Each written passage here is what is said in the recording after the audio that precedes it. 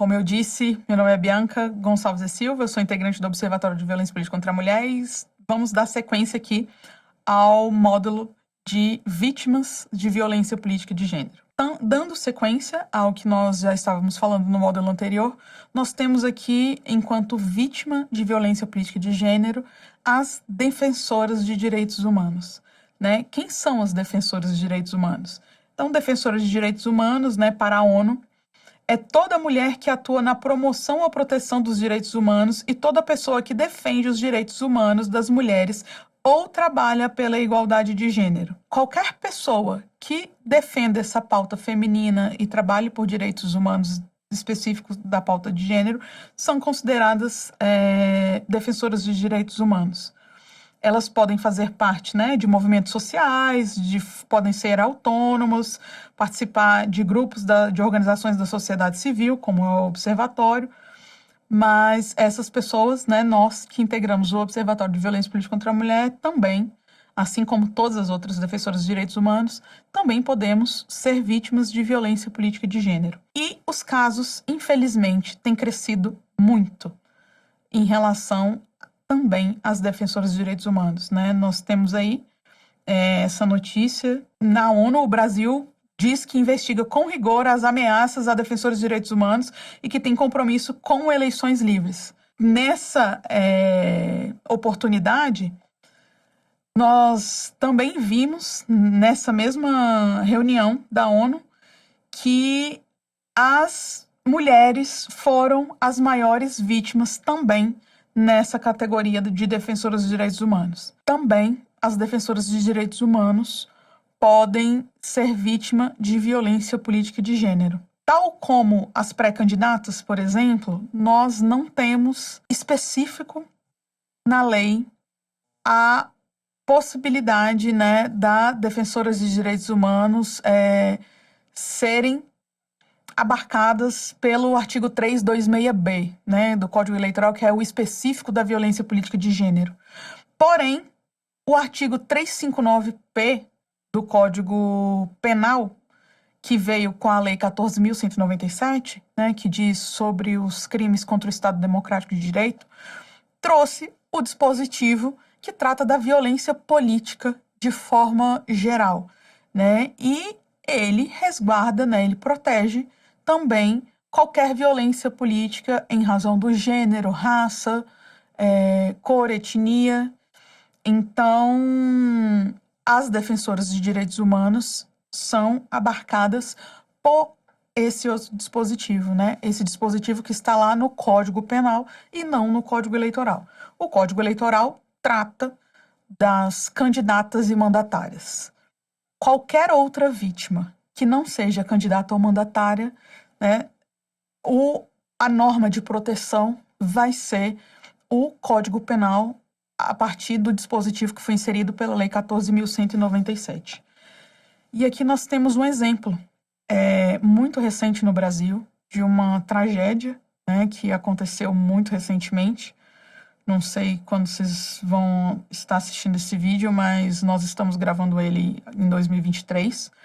E nós tivemos, né, a execução da mãe Bernadette, né, que era uma líder quilombola lá no interior da Bahia. Ela era uma defensora de direitos humanos, né, já tinha tido um filho assassinado, executado em condições muito parecidas com a sua, e o assassinato, a execução da mãe Bernadette constitui uma violência política de gênero, porque ela, enquanto líder quilombola, era uma defensora de direitos humanos, né? Tanto é assim que o Ministério Público Federal, né, através do GT de Violência Política de Gênero, representou a Procuradoria da República na Bahia solicitando que fosse investigado a execução da mãe Bernadette também em razão do crime tipificado no artigo 359P do Código Penal, que é exatamente esse que trata dos crimes contra a violência política de gênero, né, contra o Estado Democrático de Direito, e traz a violência política de uma forma geral. Né? Então, a morte da mãe Bernadette também foi um crime político. e também é violência política de gênero. Nós trazemos aqui para vocês uma cartilha recentemente lançada pelo Comitê Brasileiro de Defensores e Defensoras de Direitos Humanos, né, em que eles, diante da crescente violência política contra esse grupo, né, defensores e defensores de direitos humanos, eles lançaram uma cartilha para que essas pessoas possam aprender, de alguma forma, a se resguardar, né, a evitar ou até mesmo como agir nas situações em que essa violência vem a ocorrer, né? Então, está disponível no link que a gente colocou aí para vocês, e nós recomendamos fortemente que essa cartilha seja consultada. Nós temos também ainda as ativistas, né? As ativistas são as pessoas que defendem causas, que desempenham ações para a mudança social, como, por exemplo, a igualdade, a equidade, paridade de gênero e raça nos espaços de poder. Tal como as defensoras de direitos humanos, as ativistas políticas também costumam ser alvos de ameaça, constrangimento e intimidação quando estão exercendo as suas atividades, né, de militância. E também, em relação às ativistas, a violência política tem crescido muito, né? Ativistas da floresta, por exemplo, são alvos de violência e ameaçam serem silenciadas. Então, esse caso que nós estamos trazendo aqui também é um caso muito recente e está lá num documentário da TV Senado, né, em que ativistas de direitos humanos denunciam essa violência política que é o silenciamento, né, a impossibilidade de exercerem a sua militância. E isso é muito comum, né? Essas violências simbólicas, né, como o silenciamento, por exemplo, a exclusão dos espaços de poder, ela, às vezes, é mais difícil de ser percebida, né? Mas elas acontecem, como nós estamos apontando aqui, e acontecem com alguma frequência, né? Nós temos um outro exemplo aqui de ativistas que marcham contra ataques a políticas para mulheres, né? O Ministério Público de São Paulo, as ativistas em São Paulo foram até o Ministério Público para denunciar essa tentativa de intimidação no exercício da sua militância. Então, também tem aumentado muito a violência política de gênero em relação às ativistas, que, tal como as defensoras de direitos humanos, também são protegidas pela pelo artigo 359-P do Código Penal. Outro núcleo de vítimas de violência política de gênero são as funcionárias públicas. E as funcionárias públicas aqui são mulheres que exerçam cargo, emprego ou função pública, ainda que transitoriamente ou sem remuneração, né? Então, aqui, só para que todo mundo possa entender, né? Nós não estamos falando apenas de servidoras públicas, pessoas que ingressaram no serviço público através de concurso público, não. São funcionárias públicas, ou seja, qualquer mulher que exerça cargo, emprego ou função pública, ainda que transitoriamente e ainda que sem remuneração, né? E por que as funcionárias públicas são colocadas aqui também, né? Como vítimas da violência política de gênero? Porque o protocolo de atenção da violência política contra as mulheres em razão do gênero, elaborado pelo Tribunal Eleitoral da Federação do México, né, definiu a violência política de gênero como ações ou omissões de pessoas, servidoras ou servidores, que são praticados em razão do gênero e que têm um impacto negativo, diferenciado ou desproporcional para mulheres que findam por reduzir ou anular os seus direitos políticos eleitorais, inclusive durante o exercício do mandato. Então, nós trazemos aqui, né, essa legislação do México para colocar também as funcionárias públicas como potenciais vítimas de violência política de gênero. Segundo esse conceito, compõe também o fenômeno da violência política de gênero contra as mulheres não apenas os atos diretamente praticados, né? As agressões podem se manifestar também por omissões das instituições. É importante destacar ainda que como nós dissemos aqui, que os direitos políticos eles devem ser compreendidos de modo amplo, né? Então, também por isso é que as funcionárias públicas podem vir a ser vítimas de violência política de gênero, porque nós não estamos tratando aqui apenas do direito de votar e ser votada, mas de uma forma ampla quanto a exercícios dos direitos políticos, considerando, inclusive, o exercício dos seus cargos de poder. E aqui nós temos alguns exemplos de servidoras, né, funcionárias públicas, que denunciaram ter sofrido violências diante da intolerância no período eleitoral. Então, nós tivemos, inclusive, uma manifestação, né, do Sindicato dos Servidores Públicos Federais, quanto diante do aumento de denúncia dessa violência política de gênero sofrida também por servidoras e funcionárias públicas no exercício das suas funções, né? E um caso que nós temos aqui, que é um caso de repercussão nacional, né, é o caso do Ministério Público que ofereceu denúncia contra o Roberto Jefferson e a filha por ataques à ministra Carmen Lúcia, né? Não sei se todo mundo lembra, mas vou rememorar rapidamente aqui porque não vou entrar em detalhes quanto ao caso concreto, mas é apenas a título de exemplo do que ocorreu. A ministra Carmen Lúcia, no exercício da sua função jurisdicional eleitoral, enquanto ministra do TSE, deu uma decisão, né, em determinado processo, e com o qual os denunciados não concordaram. E eles não concordaram e simplesmente, né, ao invés de recorrer, de ir ali nos autos e fazer o que tinha que ser feito, não. Foram para a mídia, né, e gravaram vídeos e expuseram em redes sociais e teve grande repercussão, xingamentos contra a ministra, né, a pessoa da ministra Carmen Lúcia.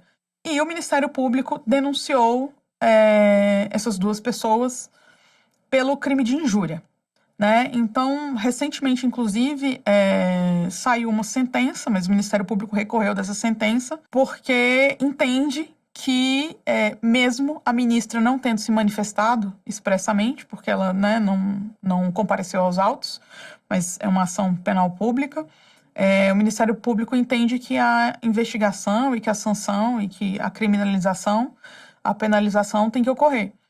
E aqui a gente chama atenção, né, para o fato de que o Brasil tivesse uma legislação avançada, tal como o México tem, né, que nós acabamos de ver, que coloca as funcionárias públicas, as servidoras públicas como vítimas de violência política de gênero, certamente o desfecho desse processo teria sido outro, né, porque o Ministério Público poderia ter tido a oportunidade de denunciar essa conduta criminosa com base no dispositivo da violência política de gênero.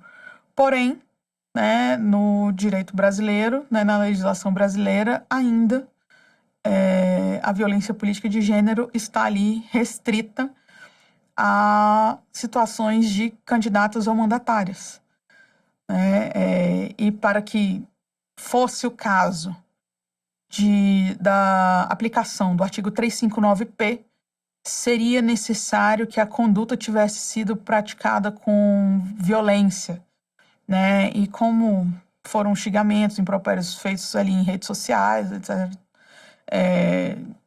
não restou caracterizado propriamente dita violência. Então, por isso que eles foram denunciados como injúria, né, que também está previsto no Código Eleitoral, também existe essa possibilidade, artigo 327 do Código Eleitoral, mas que a decisão foi negando, absolvendo os réus, mas que o Ministério Público recorreu. Então, nós ainda não temos o desfecho completo desse caso, porque há recurso pendente. Nós temos também como vítimas as profissionais de imprensa, né? A violência política de gênero também tem crescido muito em face das jornalistas, repórteres, profissionais da imprensa em geral, que, né, pessoas... nós temos hoje, muito comumente, a figura dos podcasters, né? E que influenciadores, né? Muitos influenciadores que têm se manifestado aí, têm usado, né, a sua voz para comunicar, né? Criadores de blogs, enfim.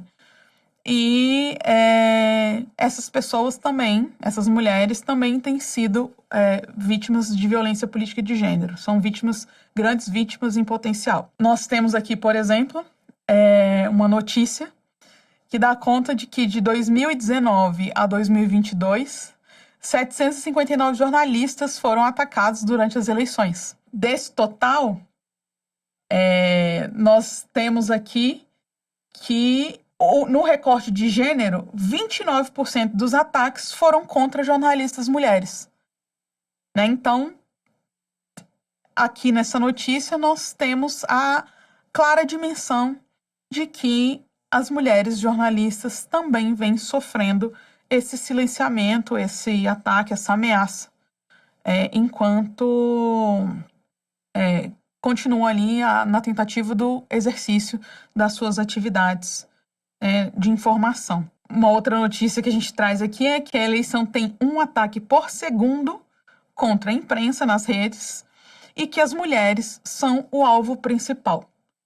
Então, nós temos aqui casos reais, né, de violência política de gênero contra profissionais da imprensa. Nós temos aqui também como vítima, né, a possibilidade de vítima, os parentes das mulheres políticas, né? Então, familiares das mulheres políticas, filhos, mães, pais, irmãos, maridos, enfim.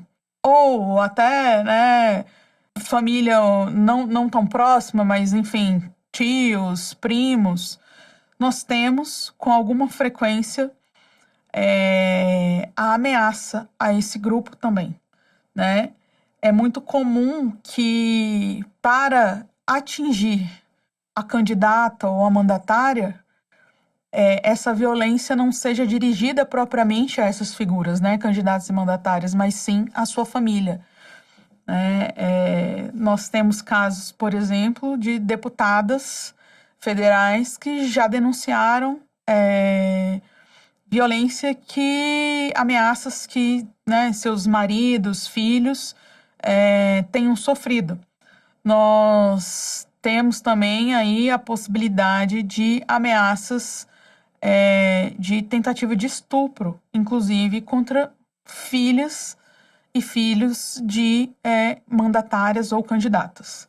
Então, essa também é uma figura que é muito alvo, os parentes, os familiares também podem ser vítima de violência política de gênero. Bom, nós vamos entrar agora no próximo bloco nos agressores e agressoras. Quem pode ser agressor ou agressora da violência política de gênero?